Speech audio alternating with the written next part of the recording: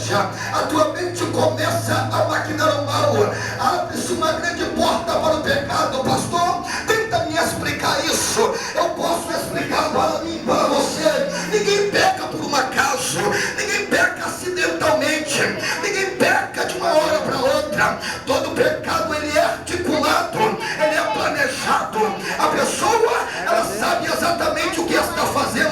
Tiago, capítulo de número 1, versículo 12, a Bíblia diz: bem-aventurado é o varão quando por Deus é provado, porque sendo provado e aprovado, receberá a coroa de glória. Versículo 13, a Bíblia diz: ninguém sendo tentado diga, por Deus eu sou tentado, porque Deus não tenta ninguém. Deus não é o mal. A Bíblia fala que nós somos tentados pela nossa concupiscência. Ela dá luz ao pecado, e o pecado sendo consumado gera a morte. A nossa concupiscência gera o pecado, mas muitas das vezes nós cometemos, porque isso já estava cravado no nosso coração. Eu posso provar isso para você. Gênesis capítulo 4, versículo 7. Deus lá no céu observa Caim na terra e chama Caim para uma conversa, dizendo: Caim, eu observei você. Caim então olha e diz: Deus, por que o Senhor está falando isso? E Deus diz: Caim, eu percebo que você não traz mais no teu rosto a mesma alegria com que me ofertaste algumas horas atrás. Caim, eu percebo que o teu coração não está mais da mesma forma que antes. Eu olho, Caim, para a tua veste e eu vejo ela manchada. Caim, tenha cuidado, Caim, o pecado já está na porta. Sobre ti virá o teu desejo, mas você deve dominar. Quando você está prestes a cometer um erro na sua vida, talvez você pense que está sozinho, mas a minha, a sua, a nossa Bíblia diz que o Espírito Santo se aproxima de você, abre a tua visão espiritual, começa a te mostrar que o erro está na tua frente, que você não deve cometer, que você não deve colocar o teu pé no laço. Por quê? Porque se você cometer tal coisa, a consequência será sobre a sua vida. Mas pastor, eu sempre peco e Deus sempre me perdoa. Com certeza nós servimos a Deus que a sua benignidade é eterna, a sua misericórdia é duradoura para todo sempre. Mas infelizmente não é todo homem e nem toda mulher que consegue suportar a consequência do pecado que cometeu. A consequência, ela pode se dar em diversos pontos da nossa vida. Quem é que não se lembra do nosso querido amado irmão Davi, o homem segundo o coração de Deus?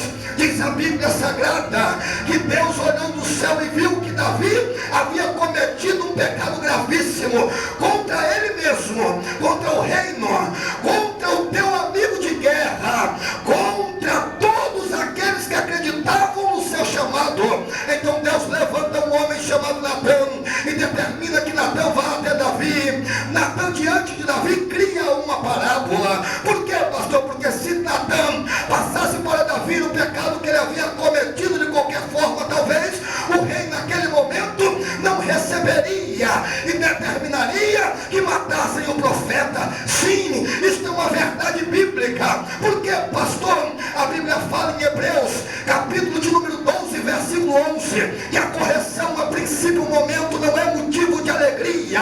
Nenhum de nós gostamos de ser corrigido. É por isso que muitas das vezes, quando você erra e alguém chama a tua atenção, você faz cara feia, você faz biquinho, você diz que vai sair daquela igreja, que vai largar o seu pastor, que não quer mais ficar no círculo de oração, não quer mais participar da mocidade, porque foi corrigido. Isso não é a solução para o teu problema. Problema nós jamais vamos conseguir resolvê-lo fugindo dele. Problema nós só vamos resolver quando nós realmente resolvemos encarar ele de frente.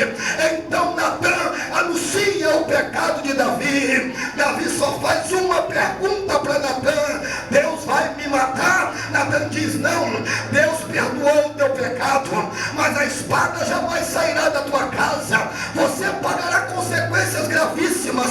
Então sabe você o que Davi fez? Salmo 51, Davi dobra o seu joelho e começa a orar ao Senhor. E o que mais desperta a minha atenção é a partir do versículo 5 até o versículo de número 17, aonde Davi vem dizendo: Senhor, Por favor, não retire de mim o teu Santo Espírito. Por favor, Deus, cria em mim um coração reto, um espírito voluntário. Pastor, aonde o Senhor quer chegar? Se você pecou, se você falou, transgrediu contra Deus, não é achando justificativa no erro dos outros que você vai conseguir ser absolvido. Quer ser perdoado por Deus? Coloca a tua boca no pó, dobra o teu joelho, levanta a tua mão, porque Deus quer perdoar você.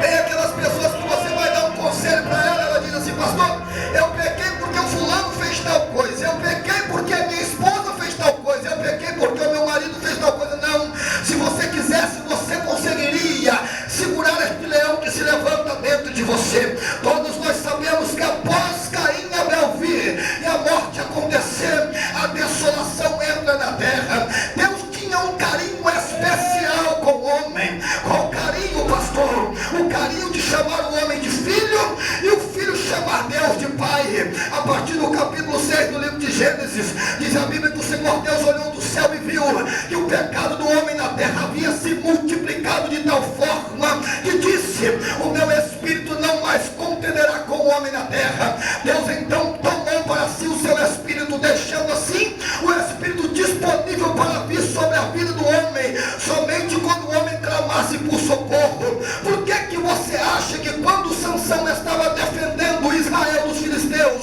a Bíblia diz que o espírito do Senhor desceu sobre Sansão, e Sansão arrebentou as cordas, pegou uma raposa, amarrou fogo no rabo dela e colocou ela para queimar todo o estoque que os filisteus haviam preparado e todo o seu plantio? Por que você acha que Sansão pegou uma queixada de jumento e matou com um só golpe 1000 filisteus? Porque Sansão era o homem mais forte do mundo? Não, porque o Espírito do Senhor se apossou da vida de Sansão. Mas engraçado, o Espírito de Deus não desce sobre o homem, sobre a mulher de qualquer forma. O Espírito do Senhor, para descer sobre a vida do homem e sobre a vida da mulher, precisa de ter alguns sentidos a seguir. Qual? O Senhor aparece para Manoá e diz assim: Manoá, a tua mulher é estéril, engravidará e dará à luz um filho, e este filho se chamará Sansão. Porém, a tua mulher não vai poder colocar na sua boca vinho. Ontem o presbítero Flávio disse que vinho no Antigo Testamento significa alegria. Olha só o que o anjo disse para Manoá: a tua mulher não mais vai poder sentir alegria durante todo o período de gestação. Este jovem jamais cortará o cabelo. A mulher corta o cabelo dizendo que no tempo de calor não dá para ficar com o cabelo grande, porque o casco na cabeça soa todo, e a ciência diz que isso gera seborreia. Imagine você, Sansão, tendo que ficar com o cabelo grande durante todo o seu período de vida. E o dia que Sansão corta o cabelo, para mim, na minha opinião, aparece uma história da Bíblia dizendo, um versículo que é para mim a mais triste, igual, pastor. Juízes capítulo 16, versículo 20, a parte B, diz a Bíblia que quando Sansão se levantou, Sansão pensou que o Espírito de Deus desceria sobre ele. Só que aí o escritor de Juízes diz que Sansão não sabia que o Espírito do Senhor já não estava mais sobre ele. O Espírito do Senhor havia se ausentado de Sansão. Não adianta você vir aqui na frente cantar, não adianta você vir aqui na frente pregar, não adianta você vir aqui na frente orar, se o Espírito do Senhor não estiver mais sobre a sua vida. Por quê, pastor? Eu prego bem, eu canto bem, almas não vão se converter, almas não vão ser batizadas com o Espírito Santo,